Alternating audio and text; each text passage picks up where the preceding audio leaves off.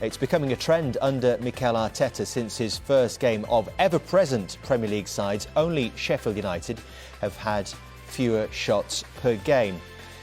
It tells us as well, when we look at the XG, it's not as if Arsenal are squandering really high quality chances as well. Just 1.18 average XG per game. Compare that to the sides up and around it. Manchester City and Liverpool almost double in a couple of cases. So do you have a theory, Freddie, as to why that might be, given we think of Arsenal and Mikel Arteta as being very attack-minded, a theory that you might be able to share with us?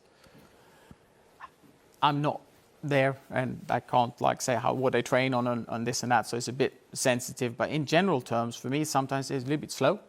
If you would just go maybe in general games, not maybe just this game, but if you have a bit of a higher passing tempo, you go a bit quicker. You saw when they had success last season a few times, he went quite quick into Aubameyang, going in, can open up his legs, he had space to run in. So maybe the passing a little bit quicker, I think that would be something. Then of course it depends how you set up the team. I think Arsenal, they played it with a 5 and then only 2 midfielders. That showed you couldn't have a creative midfielder really, because they were just working really hard in midfield. He now changes to back 4 and now he will have a 10. I think Lacazette played that role yesterday. So I think he's trying to mix it up to have a little bit more of creativity in the middle of the park. But yes, you see the stats don't really lie. And of course, the clamour then grows for Mesut Ozil, particularly when we're talking about an Arsenal team that's dominating the ball, having 60% possession, the theory being that that's where he can have an impact. And as you can see, only 2 players have created more chances from open play since August 2015 per 90 minutes. Is this becoming a real problem for Mikel Arteta, the fact that every time his side draw blank, the conversation turns to Ozil? Yeah, it probably becomes a problem because we're now discussing it again. I was here 2 weeks ago and we discussed Mesut then as well. And it's obviously, as a coach, that is a bit annoying because he needs to answer it probably in press conferences and stuff, and he wants to concentrate on the team. But when you have a player like that, I don't say that Mesut should play every single week. When you play against maybe the top team, not Tottenham, they sit back, so it's a bit different. When you play maybe City, they keeps the ball a lot.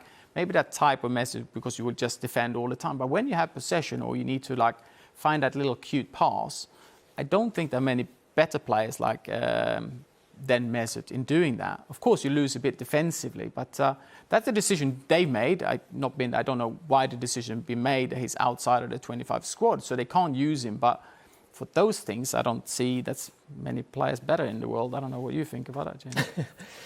No, I don't think the answer is bringing Ozil in. I think when 3 managers decide not to fully back him, Unai Emery, I know you used him more than those managers did, but I think you had a situation where he come off and threw his gloves when he come off one game. Mikel Arteta doesn't use him.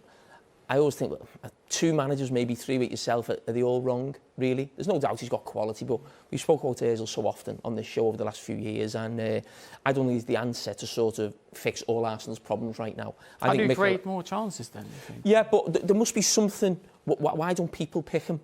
Yeah, no, there must be something. So I think Mikel Arteta as a manager, for me, there might be talk about him being under pressure now or the situation he's in.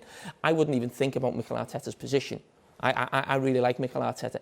There's a lot of nonsense around the club. Whoever's bringing players, buying players. I think some of the signings are a joke in terms of bringing Willian in, Luis in, Cedric in. Is Keir Jarabshin making signings at the club? Mikel Arteta's brought in Partey and Gabriel. They look like Arsenal's 2 best players at this moment, certainly. Agree. Early stages this season. And no, I think they've had 4 managers and 3 CEOs since 2018. Just stick with Arteta, but there's going to be a lot of pain for Arsenal.